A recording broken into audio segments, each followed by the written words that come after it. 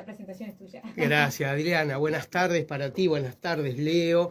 Bueno, y un placer hoy recibirte, Daniel, el doctor Daniel Radío, actual secretario general de la Junta Nacional de Drogas. Gracias por venir, Daniel, un gusto tenerte acá en la columna.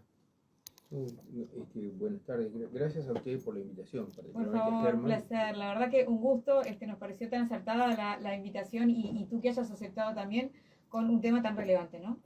Un tema muy relevante, como ustedes también saben, un tema que es de mi interés hace muchos años y bueno, y además en esta oportunidad de haber transitado un tiempo de trabajo conjunto con Daniel estos meses y en realidad de conocerte ya hace mucho. Hoy recordaba que empecé a escuchar de vos cuando apenas asumiste el rol y empecé a escuchar los primeros reportajes que te hacían.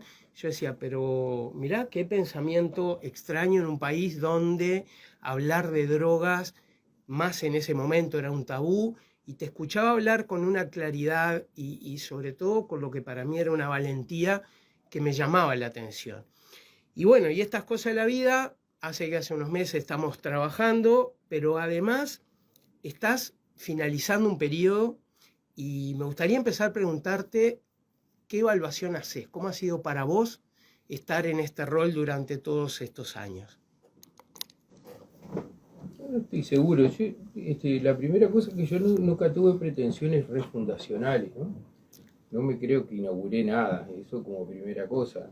Y en todo caso tampoco soy un investigador. En todo caso tengo algunas intuiciones y algunos conocimientos de cosas que he leído y cuando me copo, antes de esta responsabilidad, me pasaba eso, te procuraba divulgar esas ideas cuando me parecían que eran muy copadas, pero pues me llegó la hora de tener que ser un gestor público y bueno, y que esas cosas dejaran de ser solamente ideas que tenía que divulgar, pero confieso que yo creo que si hice alguna contribución en este periodo, yo creo que la gran contribución es al cambio cultural, porque yo a veces soy un poco nutria para gestionar cosas, no soy muy bueno gestionando, tengo por suerte un equipo muy bueno que me respalda y que se hace cargo de cosas prácticas para las cuales yo soy un poco tengo menos capacidad, me parece. Como que el ejecutivo de pronto no es lo tuyo, digamos, Más la o parte menos, más ejecutiva. que sí, sobre todo el trabajo con el personal que es difícil, ¿no? O sea, hay que tener ciertas cualidades de liderazgo y eso que yo no estoy seguro si las tengo, ¿no? Pero en todo caso, sí tuve capacidad de armar un equipo una parte que heredé, ¿no? Que era muy bueno y agregué algunos elementos que me ayudaron mucho en eso y entonces me parece que eso colaboró. Yo insisto, creo que lo principal que hice fue aportar al cambio cultural. Yo creo que habían cosas, como vos decís, Germán, que hace 5 años era raro escucharlas y hoy me parece que están como más naturalizadas. ¿Cómo que, por ejemplo, que ahora están más naturalizadas? Yo creo que una mirada menos prejuiciosa sobre las drogas. Igual en estos días yo estuve mirando las redes y veo que periódicamente resurgen, hay como unos reflujos de esa mirada más de casa de brujas, ¿no? Pero cosas muy primitivas, ¿no? Ahora, por ejemplo, en los últimos días reflotaron unas investigaciones del Judín que muestran las relaciones entre la marihuana y algunos problemas de salud. Es un dato, un dato muy útil, muy importante y que está bien que divulguemos. Ojalá no fueran tan flechadas las investigaciones y se investigara, por ejemplo, la relación entre la carne procesada, que se consume bastante más que la marihuana, y el cáncer. Pero no, porque no hay una condena moral al uso de carne procesada, ¿no? Entonces, pero acá atrás lo que hay es un prejuicio que hace que hay un montón de gente que pide que uno ponga énfasis en esto. Comenzábamos el programa haciendo referencia a las narcosalas que están instalando en Escocia, donde la gente puede consumir drogas en un lugar seguro, tranquilo, donde hay asistentes sociales, psicólogos y médicos. Ya enseguida aparecieron mensajes de esto es una locura, esto es inviable, como seguramente apareció cuando dijeron el Estado va a vender droga, marihuana en las farmacias. Este tipo de cosas son las que atentan contra los cambios significativos. ¿Te parece este tipo de cabeza, verdad?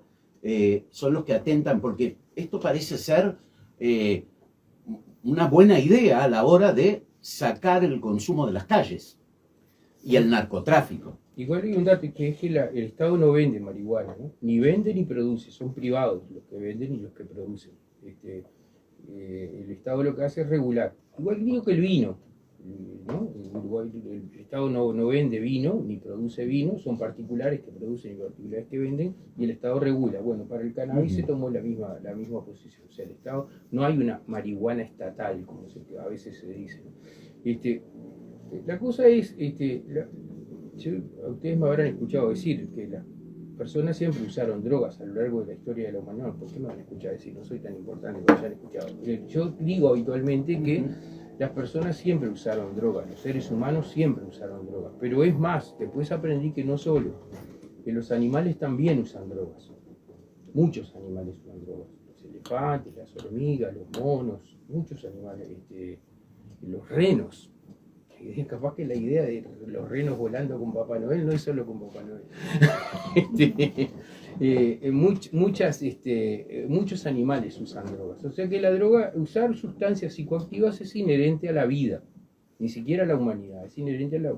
Y que todo este combate a que las personas no usen drogas es una pelea perdida ya de aviso. O sea, no van a lograrlo. Siempre hubo drogas y siempre va a haber drogas, y siempre los seres humanos van a consumir drogas, y por lo tanto un mundo sin drogas es una promesa mentirosa.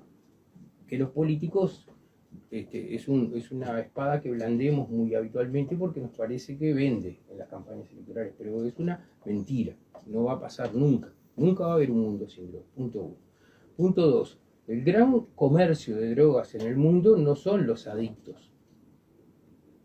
Más del 80% de los usuarios de drogas no son adictos, de todas las sustancias, desde el alcohol al café, a todas las sustancias, a la marihuana y a todas las otras que están más prohibidas. El gran comercio y consumo de drogas no son los adictos, son consumidores, personas que les gusta consumir drogas.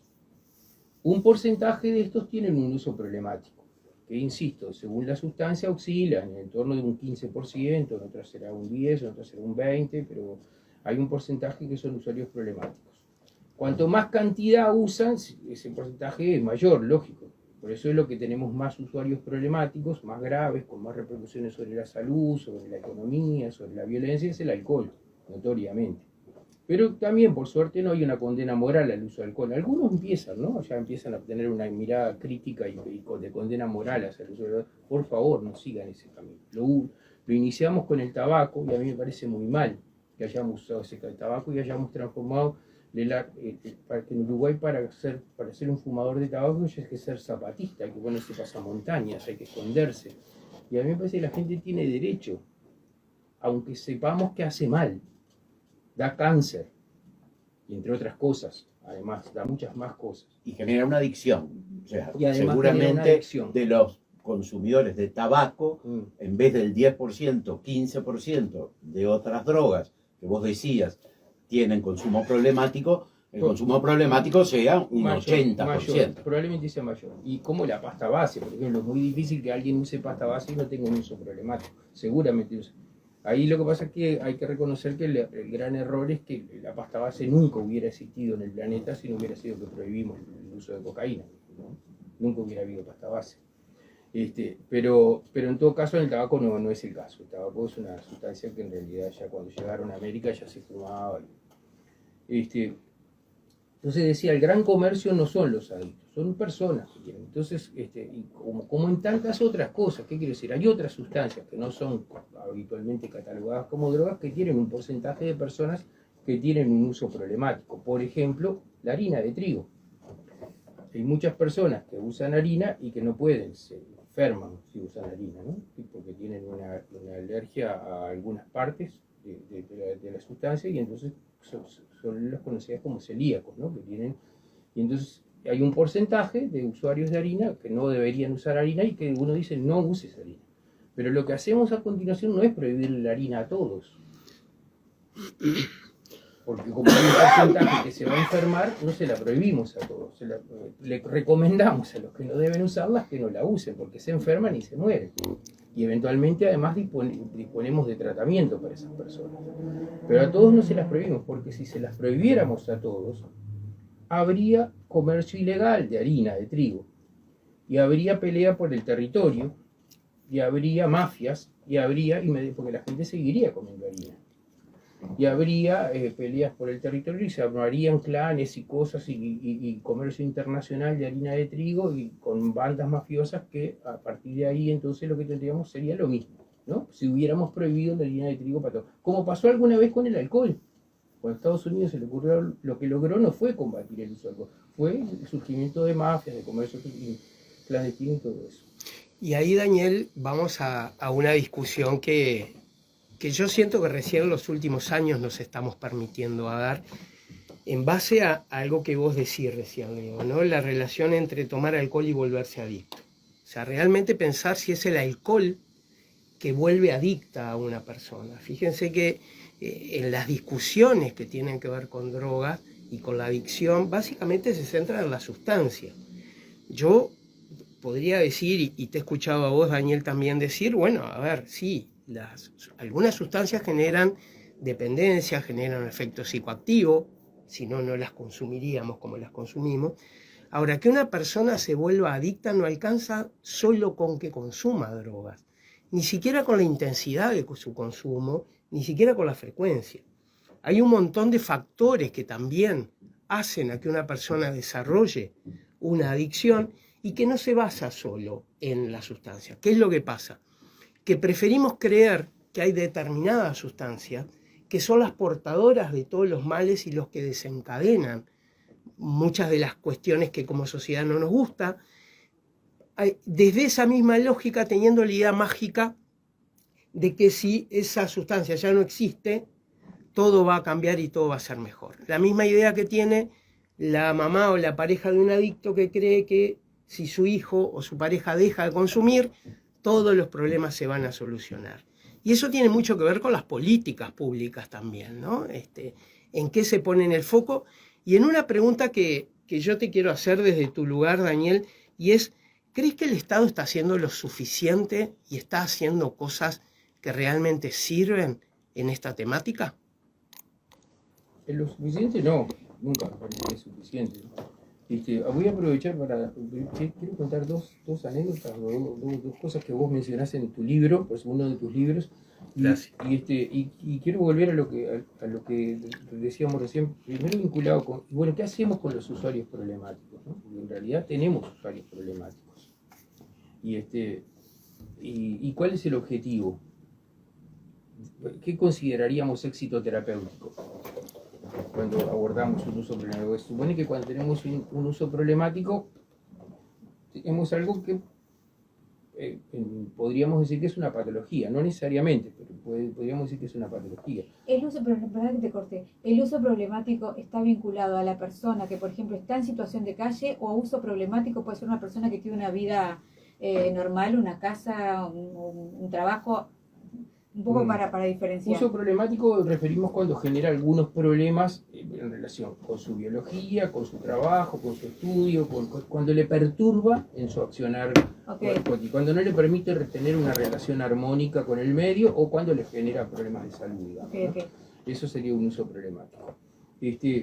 No nos llama la atención que hay gente que estudia en la universidad y eso usa sustancias y no tiene problemas. ¿Y por qué cuando hay una persona en situación de calle siempre el uso es problemático? Por eso te preguntaba. Ahí está. ¿No? ¿Por qué? Porque, entre otras cosas, por una cosa que dice Herman, que es, en uno de los capítulos del libro dice, no es la droga, es tu jaula. Resulta que hace como, creo que fue en la década del 50 del siglo pasado, se hizo una investigación con ratas, perdóname que voy a usar el ejemplo del libro de Herman, hace una investigación con ratas y las metían a las ratas en unas jaulas individuales con un dispositivo a través del cual podían acceder a morfina. Que constataron que la rata podía acceder a morfina, accedía. Y le encantaba y se daba la papa. Hasta que se hacía mucho mal y se destrozaba la vida. Conclusión que sacó una de esas investigaciones. Si puede drogarse, se va a drogar. Y segundo, le va a hacer mal. Le repitieron esa experiencia hasta el hartazgo y se dieron cuenta que era tal cual. Si se podía drogar, se iba a drogar. Y además le iba a hacer mal. Pero ¿qué pasó? 20 años más tarde, otros investigadores hicieron la misma experiencia, unas ratas metidas en unas jaulas que podían acceder a través de un dispositivo a la morfina, y otra experiencia distinta en una jaula grande con muchas ratas que tenían posibilidades de interactuar, que podían alimentarse, jugar, hacer otras cosas, y un dispositivo para acceder a la morfina. ¿Qué pasaba? No se drogaban. O eventualmente se drogaban, pero no se quedaban colgadas. Seguían en sus actividades cotidianas.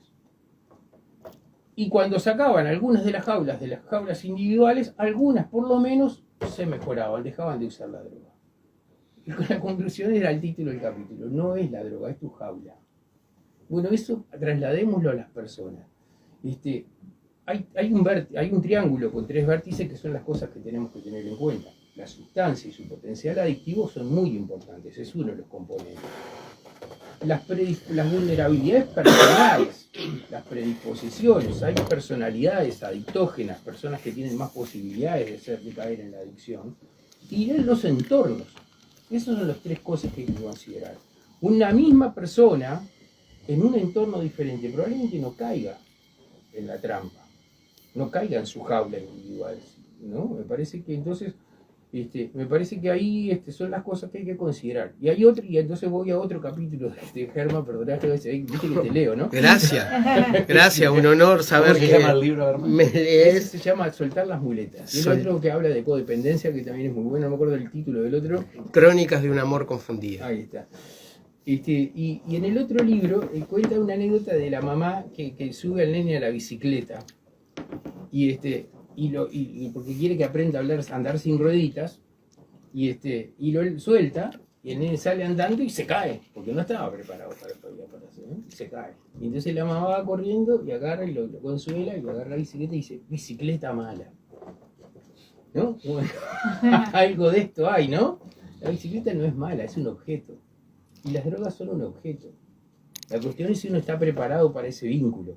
Y lo que hay que rescatar es la noción de vínculo. Yo perdona que voy a decir una cosa ahora, porque yo tengo una cosa que es que de adulto por lo menos a veces uso cerveza y vino también. No me gustan las bebidas destiladas. Alguna vez un licor puede ser, pero no me gustan las bebidas destiladas. En general no tomo nada que no sea. Alguna vez, cada vez menos, ¿no? Con esto de que no se puede manejar y tomar, entonces cuando llego a casa tarde, de noche, a veces abro una lata. Pero yo decidí que no tomaba drogas, las prohibidas, digamos, porque me reconozco una personalidad complicada, me parece que soy miedoso, no sé, ¿no? Entonces, pero me parece que eso no me puede inhibir de entender que hay otras personas que saquen otra cuenta, que sumen y resten y le dé distinto. Claro. Y tengo que ser respetuoso de esa decisión, que eso es lo que no nos pasa. Claro, ¿no? Y sobre todo, hacemos una pausa. Y ya venimos. Ya volvemos. Que después vamos a hablar de cuáles son los objetivos también de la Secretaría. Sí, Herman, tenés una pregunta. En esto, ¿no? En esta invitación a pensar una realidad como la que tú planteabas, Adriana, ¿no? De la persona que está en situación de calle y hace uso de las drogas, y qué es lo problemático en esto, ¿no? Y como siempre decimos, consumir drogas tiene consecuencias, pero no necesariamente genera problemas. Ahora, en una situación como la que vos describís, ¿lo problemático es que consume drogas o lo problemático es que está en la calle? Está en la calle, ¿verdad? Claro. Y porque uno piensa, ¿qué es lo primero? Esa persona tiene una familia, vivía bien, algo le pasó, terminó ahí, o lo primero fue la droga y por la droga y todo ¿no? Por un consumo excesivo terminó ahí. En realidad lo importante es que está en la calle. Mira, yo te puedo hablar de mi experiencia clínica, pero fuera de micrófonos Daniel aportaba datos concretos, una investigación que además ya me voy a buscar ahora y me gustaría que lo compartas a eso, ¿no? Una investigación que se hizo en Canelones. Sí, la Intendencia de Canelones hizo una encuesta con personas en situación de calle, usuarias de drogas, que la mayoría de las personas que están en situación de calle alguna sustancia utilizan, y les digo que el 70% de estas personas antes de estar en situación de calle no utilizaban drogas. O sea, que la situación de calle es la causa y no la consecuencia del uso de drogas, en el 70% por lo menos, ¿no? Y ahí y esto nos lleva a Otras veces es la consecuencia. Puede ser, en algunos casos puede ser la consecuencia. El alcohol, las drogas, el juego. El juego, ¿sabés que en la época yo tuve un pasaje por la Secretaría de Cuidados Y hubo un momento de la pandemia que habían habían contratado un hotel en el que ponían a la gente en situación de calle allí, y como yo, además de ser secretario de cuidados, en aquel momento más soy médico, yo me calcé la túnica, me agarré un estetoscopio y me fui a examinar a la gente que estaba en el hotel y eso, y a conversar con las personas y eso, y los vi a todos en el hotel, me los recorrí a todos, fui habitación por habitación, y dos casos en un edificio, a mí me parecía un porcentaje altísimo, estaban en situación de calle porque habían perdido todo por el juego. Eso era mucho, me parecía. Cuando vi el primero me sorprendió, una persona que había trabajado toda su vida, ¿no? Sí. Y había perdido todo por el juego, pero cuando vi el segundo dije, esto desde el punto de vista estadístico debe ser significativo. Yo no entiendo mucho de sacar cuentas, pero me pareció muchísimo. Hay más gente de la que uno piensa. ¿Qué pasa con esto, además? ¿Por qué no hay tantas redes vinculadas con el tema del juego? ¿Por qué no nos preocupa que cada vez que ves un partido de fútbol te incitan a timbiar o pasás por la puerta de un casino y te invitan a entrar? ¿Por qué? Yo no digo que haya que censurar nada de esto. No estoy diciendo que el Estado no regule más el juego, no estoy diciendo que prohibamos, no estoy diciendo. Lo que digo es, ¿por qué no pasa esta misma reacción? Porque no hay una condena moral. Porque a la persona no le parece mal que uno se juegue unos pesos a la quiniela. Hasta con simpatía lo vemos. A la gente le empieza a parecer mal cuando tenés un amigo que empieza a pedirte plata para pagar las facturas de luz y de agua y te das cuenta que en realidad termina en el casino y esa persona empieza a quedar absolutamente aislada porque ya los amigos le prestan una vez, la segunda ya no le prestan, se empieza a generar, ¿no?, la onda expansiva, ya nadie le presta y ahí empieza la discriminación absoluta y queda solo esa persona, solo y sin plata. Además. Todo un tema. Con respecto primero que nada, ¿cuáles los cometidos de la Secretaría Nacional de Drogas? Porque hoy, hablando sobre esta experiencia en Escocia, uno busca ve que el tema tiene el consumo de drogas, pero por otro lado, lo peligroso que es para la sociedad el consumo de drogas, como por ejemplo los ajustes de cuentas, las muertes de niños, el asesinato de personas totalmente inocentes, con el efecto negativo en lo económico para un país, para un barrio, para una familia. Destrozar a la proveedora o al proveedor de una familia es condenar a la próxima generación a enormes dificultades para tratar de recuperar mínimamente lo que se tenía. Entonces, eso es como la parte, como los efectos colaterales que muchas veces a la sociedad afectan mucho más que al consumidor, ¿verdad? Sí, ahí viste que yo decía hoy que siempre se usaron drogas, pero a ver, porque parece que cuando yo hago mención a los grandes personajes de la humanidad que usaron drogas y que se alardeaban de usar drogas, parece que uno hace apología, y no hago ninguna apología, tomo un dato de la realidad, desde Marco Aurelio, que fue el más ético de los emperadores romanos, que alardeaba de usar drogas, láudano, opio usaba, y fue uno de los más longevos de los emperadores romanos, por cierto, pasando por Goethe, Bismarck, el fundador de la Alemania moderna, Goya, Freud. En el siglo XX es más fácil de encontrar, pero en toda la historia, muchos personajes que uno no sabía que usaban drogas, no solo usaban, sino que les parecía, ¿no? Lord Byron, Mary Shelley, la escritora de Frankenstein, usaban drogas y en algunos casos habrá habido usos problemáticos. Sin embargo, nunca tuvimos los problemas que tenemos ahora. Algunos habrán sido usos problemáticos, pero no teníamos sicarios que te venían a matar, porque eso no es consecuencia de las drogas, es consecuencia de la prohibición. O sea, todo lo otro que vino desde que nos decidimos prohibir. O sea, en el Imperio Romano vimos las fiestas, la gente andaba drogada por la vida. No digo que esté bien ni que esté mal, porque no me interesa hacer una condena moral o un juicio moral. No estoy diciendo, no estoy aprobándolo ni desaprobándolo. Lo que digo es, no había objetivamente los problemas que hay hoy con el uso de sustancias. ¿Por qué? Porque nosotros agregamos un condimento que es la prohibición. Y la prohibición que tiene como consecuencia, una, consciente, prohibimos, otra, inconsciente, le dimos el mercado al crimen organizado. Se lo entregamos a los malos. Y como los malos tienen muchos recursos y no tienen ningún escrúpulo, se encargan de promoverlo mejor que un escrúpulo. Dije bien el griego inescrupuloso. Se encargan de promoverlo. Y lo que demuestra la historia es que los dos pilares sobre lo que nosotros creemos que estamos haciendo bien las cosas, que es reducir la oferta y reducir la demanda, no paran las dos cosas de aumentar. La producción de cocaína es cada vez mayor y la demanda de cocaína. Y esto es como consecuencia de la prohibición. ¿Por qué? Porque la prohibición lo que hizo es que el negocio lo manejan los malos, que no les interesa regular, les interesa vender, comercializar y cada vez más. Y les interesa que haya gente enferma porque son sus mulas, que son lo que al final nosotros vemos en los informativos. Claro. ¿En qué parte del mundo se puede hablar de acciones positivas en cuanto a esto? Bueno, lo que decía recién, Sí. pero me parece que eso es una cosa. Escocia, decís tú, sí, lo de pero no Escocia. solo en Portugal, en Europa en general. Suiza están creo que haciendo también cosas está viendo muy el buenas, artículo, sí. Porque ahí eso está relacionado con otra cosa, que ¿cuál es el objetivo final? ¿Qué es lo que nosotros consideramos que tenemos que hacer con las cosas de las drogas si asumimos que es un dato que vamos a convivir con las drogas?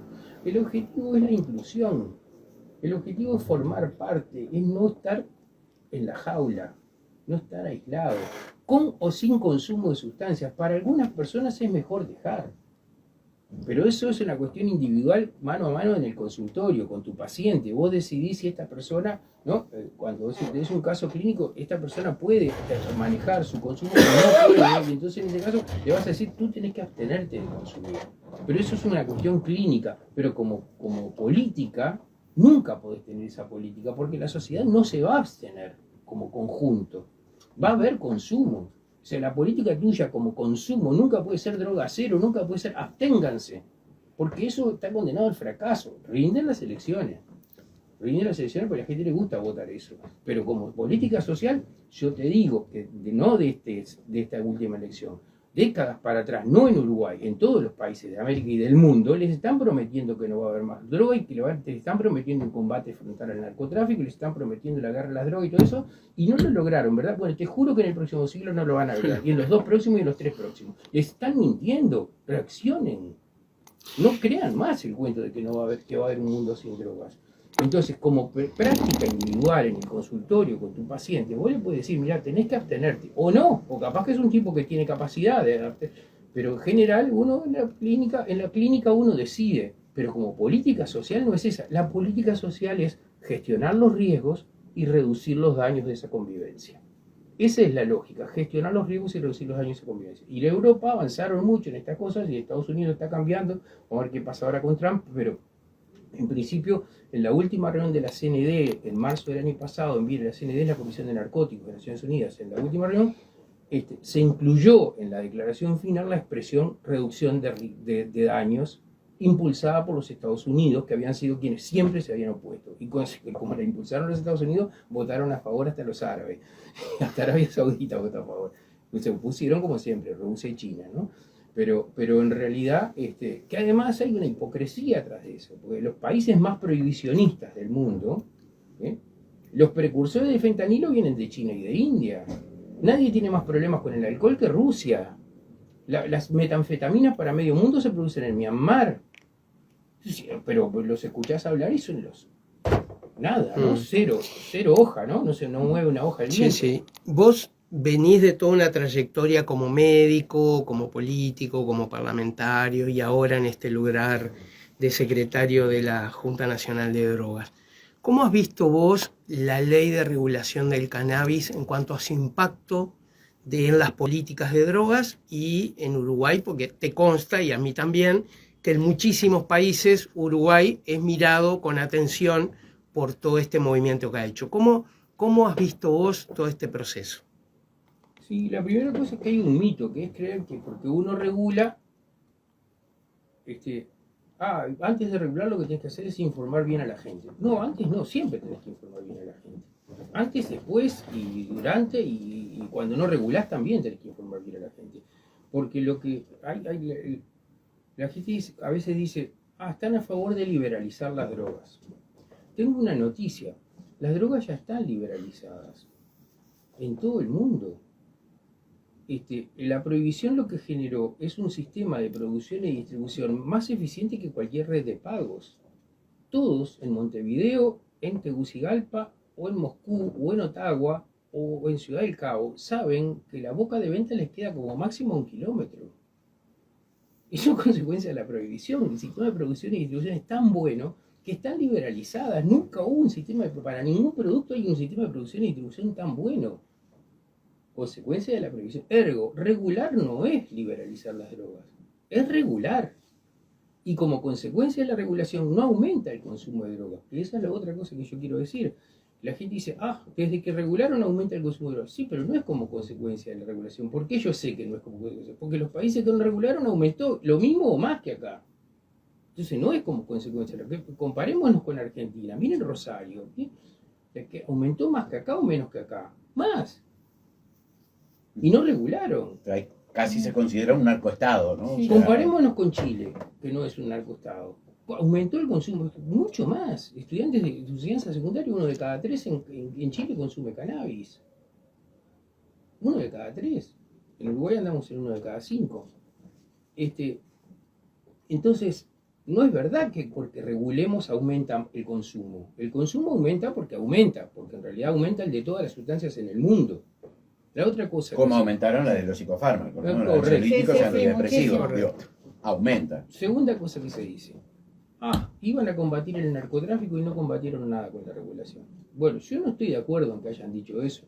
Aviso, yo no formaba parte del gobierno cuando se aprobó la ley. Pero no estoy Que de además acuerdo. fue parte, ¿te acordás de las 13 medidas contra la inseguridad, Claro, ¿no? que Algo yo también no estoy de acuerdo. cuestionable. Claro. Primero porque el objetivo no puede ser combatir el narcotráfico. Ese no es un objetivo de la regulación. El narcotráfico, en realidad, primero es un invento humano. Sino, ¿por qué no hablamos del narcotráfico de los psicofármacos? Porque no están prohibidos. Pero la gente circula, compra, vende. Están regulados. O sea, es comercio. Es comercio. Así como comerciamos pasta de celulosa, comerciamos repuestos de autos, se comercian drogas. Pero ¿por qué Digo, estas drogas que por se qué hace este por comercio fuera del está sistema prohibido? legal es clarísimo, ¿Por pero qué es comercio. ¿Por qué está prohibido? ¿Por qué está prohibido? Entonces alguien me dice, porque hacen mal para la salud, es obvio. No, porque hay muchas más cosas que hacen mal para la salud y no están prohibidas. La sal de mesa, la manteca o los revólveres, que de saludables no tienen nada, o el veneno de hormigas, no tienen nada de saludables. ¿Y por qué no están prohibidos? Y si no están prohibidos, yo podría ir ahora ahí al kiosco de la esquina y comprar un revólver. No, no puedo. ¿Por qué? Porque está regulado. Sin embargo, sí, podés andar una vuelta por el mes, seguramente podés comprar droga. Lo que hay que hacer es regular, justamente porque si no lo regulan los narcos. Eso es la lógica. Entonces, ¿cuál es la cuestión? Que hoy un comercio que se va a producir sí o sí, que es que la oferta y la demanda se encuentran, nos guste o no nos guste, porque es como el agua cuando va en declive, vos le puedes poner piedras para que no siga bajando, pero va a encontrar el camino hacia el declive y va a llegar al río. Entonces, la oferta se va a encontrar con la demanda. ¿Vos qué tenés que lograr a través de la regulación? Que la oferta no la haga el crimen organizado. Que la persona que libérrimamente ha hecho su decisión de consumir cannabis, que te hace mal, ¿sabes? Lo voy a decir de vuelta, te hace mal. Consumir cannabis no es inocuo, hace mal para la salud. La persona que ha hecho libérrimamente su decisión de consumir cannabis no tenga decisión de vincularse con organizaciones criminales, no tenga que circular su número de teléfono entre el bajo mundo, no tenga que andar eligiendo amigos que no debería tener y que son los que después lo conducen por un camino que no es la droga. Es el ambiente, el submundo. La jaula. A la jaula. La jaula que puede ser, la jaula puede ser ese entorno, la jaula puede ser sus predisposiciones individuales, sus vulnerabilidades personales, y también a veces es alguna sustancia que tiene mayor... Porque yendo al ejemplo de las ratas, si esas ratas a las que ponen todas consumían la morfina, seguramente para la que pongas nueva va a ir a consumirla seguro. ¿No? Por eso digo, el entorno también ayuda. Sí, y en eso también preguntarte, Daniel, porque se escucha frecuentemente, bueno, pero el Estado está omiso con el tratamiento porque yo tengo un hijo que se droga y nadie me soluciona el problema. ¿Cómo has visto vos lo que es la oferta terapéutica a nivel estatal? ¿Qué has visto vos en estos años? Tenemos un problema y es que a ver, cuando vos tenés un problema de salud cualquiera, otro, que no sea las drogas, vos sabés a dónde tenés que ir. Vas a la mutualista. No pedís que haya una institución especial para atender tu apendicitis o tu faringitis. Claro. ¿Por qué el Sistema Nacional Integrado de Salud no da respuesta a esto si es un problema de salud? ¿Por qué tenemos que pensar en un sistema paralelo de atención? Otro sistema. ¿Por qué tiene que haber clínicas solo para drogas? Si no hay clínicas solo para la vesícula, o eventualmente puede haberlas, pero digamos, uno sabe que tiene que ir al sistema de salud, se le tienen que dar alguna respuesta. Bueno, por muchas razones. La primera es porque este problema no es solo de salud, es y de salud, pero tiene otros componentes, que son sociales, por ejemplo. Y entonces una cosa que hay que hacer es fortalecer el escudo de protección social, porque una persona que está en situación de calle no es solo llevarla a la mutualista para que le resuelvan su problema de adicción o otra cosa. Tenés que resolverle su situación General, claro. Entonces, Sí. no es solo de salud, porque las vulnerabilidades no son solo individuales, son también sociales. La segunda es porque muchas veces yo creo que nuestros técnicos y nuestro sistema de salud le faltan dos cosas con respecto a este tema. Uno es capacitación específica. Yo creo que nosotros nuestras instituciones de formación no les falta en esto. Muchas veces, inclusive ahora estamos formando algunos técnicos nuevos, con nuevos títulos que por suerte todavía el Estado no homologa, que son cursos condenatorios del uso de sustancias. Y después salen de allí gente a atender, ¿no? Con eso. Y después, y la otra cosa que nos falta es sensibilidad frente al tema. Y en estas cosas hay que ayudar, en la capacitación y en la sensibilidad. O sea, no puede venir un tipo a la policlínica y bueno, venga dentro de un mes, le doy hora para dentro de un mes. Tenés que tener un sistema que tenga accesibilidad organizacional, accesibilidad geográfica, accesibilidad de todo tipo para que las personas puedan concurrir. Y entonces lo que se precisa para esto, por un lado, es la interinstitucionalidad, que no siempre funciona bien. Porque cuando las instituciones no coordinan entre sí, y en este periodo muchas veces coordinamos y muchas veces no coordinamos, cuando una institución larga para hacer un plan de prevención sin consultar con la otra, ahí tenemos un problema. Y además, que haya una lógica compartida. Y ahí voy a la pregunta que vos hacías vinculado cuál es el rol de la Secretaría de Drogas y la Junta Nacional de Drogas. Yo creo que la Junta Nacional de Drogas, el rol que tiene, es la rectoría en política de drogas. O sea, ¿Qué quiere decir rectoría? la que dice qué es lo que hay que hacer. La que dice qué es lo que hay que hacer, no la que ejecuta. Porque yo no puedo sustituir a ACE o al Ministerio de Salud Pública o a la mutualista. Eventualmente puedo tener una red de atención que sea una especie de testigo de lo que, pero no tiene potencialidad. Porque si el presupuesto de la Secretaría de Drogas es equivalente a un día del presupuesto de ACE anual, el presupuesto anual nuestro es equivalente a un día de ACE. No puedo pretender sustituir a ACE o montar una red paralela de atención. Lo que puedo hacer es tener entes testigos de tratamiento, pues es por acá. Pero en todo caso, lo que sí tiene que pasar es que la voz de la Secretaría de Drogas, lo puedo decir tranquilo ahora porque me voy, o sea, si no parece que estuviera reclamando para mí, para el próximo. La voz de la Secretaría de Drogas es la que hay que escuchar, es la que tiene, la Junta de Drogas es la que tiene que decir qué es lo que hay que hacer en política de drogas. Y no puede ser que cada maestrito, o sea, a nadie se le ocurriría en un departamento del interior decir, bueno, acá en este departamento yo la apendicitis la voy a tratar de otra manera. ¿Por qué? Porque la rectoría la tiene el Ministerio de Salud Pública y es la que dice cómo se trata la apendicitis. Y a nadie discute eso. Bueno, con drogas no pasa eso. Cada uno dice, yo voy a hacer cursos de esta cosa y acá van a aprender de esta manera se van a tratar las drogas. Pero para no tenés un órgano rector en materia de drogas. Bueno, pero a mí no me importa, yo acá me parece que hacen mal las cosas ahí, yo las voy a hacer acá. Bueno, ¿qué se necesita para fortalecer la rectoría en la política de drogas? Una de tres cosas. Recursos. Si vos tenés recursos, insisto, el presupuesto anual en la Secretaría de Drogas es equivalente a un día del presupuesto de ACE, el presupuesto anual, o a un día del Ministerio de Defensa. Una cosa que, claro, ¿no? Entonces, si vos tenés recursos, ¿qué haces? Hacés más testigos de cómo es la cosa. Influenciás. Yo me fui a reunir con un alcalde una vez en una institución del interior del país y dije, vamos a hacer esto, se copó. Me dijo, y bueno, ¿y qué me vas a dar? Nada. Y a los 3 días me fui de ahí, cerró la puerta y se fue a consultar con unas instituciones privadas que le daban algo, yo que sé, o con estas empresas que trabajan, y allá fue algo que le saliera barato y que pudiera cortar la cinta. Recursos. Segunda cosa, una tradición de rectoría, que no la tiene la Secretaría de Drogas. Nadie cuestiona en ningún país al Ministerio de Salud Pública, porque todos asumen que ese es el rector. Y entonces, porque hay una tradición de rectoría. Y la tercera cosa que puede ser, por eso digo una de tres, nosotros estamos construyendo, por lo menos la tradición la estamos construyendo, pero, es liderazgo político.